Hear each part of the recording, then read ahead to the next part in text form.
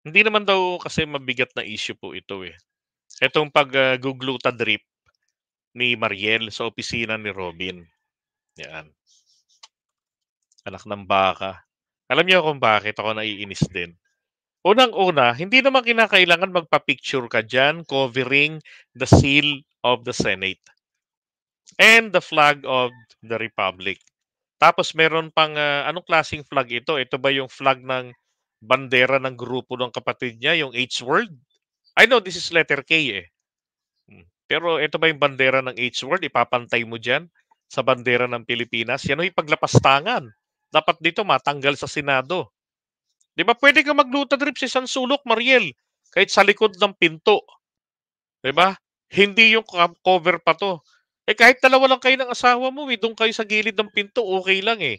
Sabi naman po ni Robin, nakakatawa naman po ang political issue na 'yan, my goodness. Ugok anong political issue diyan, ah?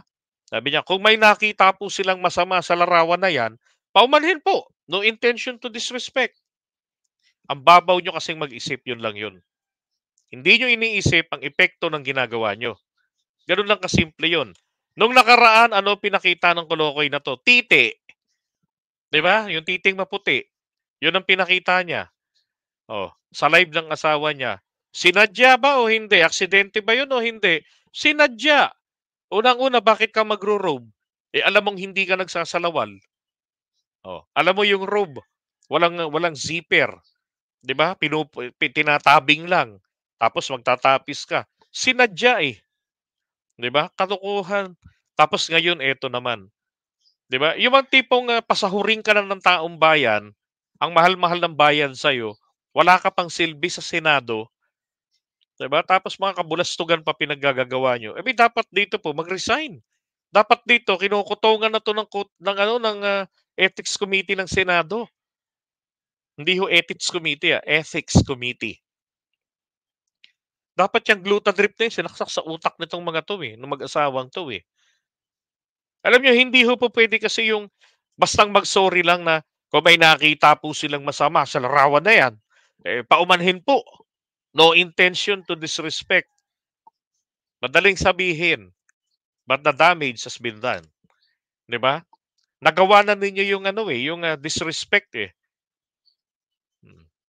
And not just once, but twice, 'di ba? Yung nauna sa bahay nila, oh, nagshi-shake, shake, shake hanggang sa pinalitaw yung edits. Tapos ngayon naman dito Glutadrip. Again, pwede 'yan sa pinto, sa likod, sa kotse. Oh, kung gusto ninyong maganyan, gusto niyang maganyan talaga. Katarantaduhan, 'di ba? Hindi niyo ikatatalino 'yan, hindi niyo ikagagaling 'yan. Pati yung mga fans ni Robin, mag-isip kayo. Hindi niyo po ikatatalino 'yan at hindi rin po ikagagaling at ikatatalino ni Robin Padilla ang pangungunsinti niyo. Ang dapat po rito, iparamdam ninyo na mali ang kanilang ginawa. 'Di ba hindi yung, "Ay Robin ano ako, eh, member ako ng fans club, eh. Kailangan talaga suporta ako all the way."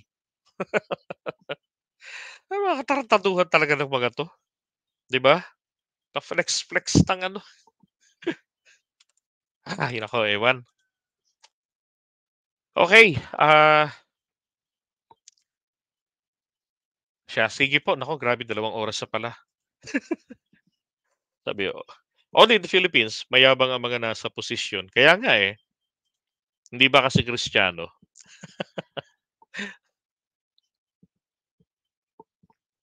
Toletesa. Hindi nila alam yung ethical standards of public officials, correct.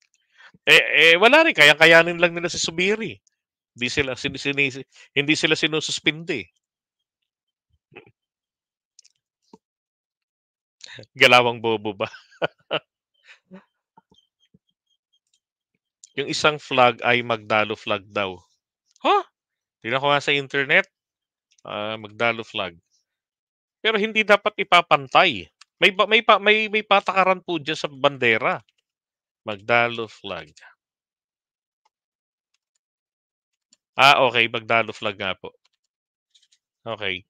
Pero hindi, sino ba nag-aano nitong ano, sa Historical Commission yata 'yun. Merong commission kasi na nagsasabi ng mga rules pagdating po sa paglalagay ng bandera. Hindi po may mga bandera dito sa Pilipinas kahit na mga sinaunang bandera na hindi ho puwedeng ipantay sa bandera ng Pilipinas. Wala, eh, pagka-engot gano'n talaga.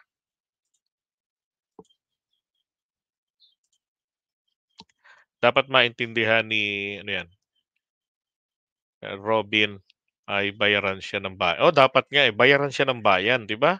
Dapat umaktong disente. Hmm. Hindi ko na rin hindi ko naman talaga binoto 'yan, eh.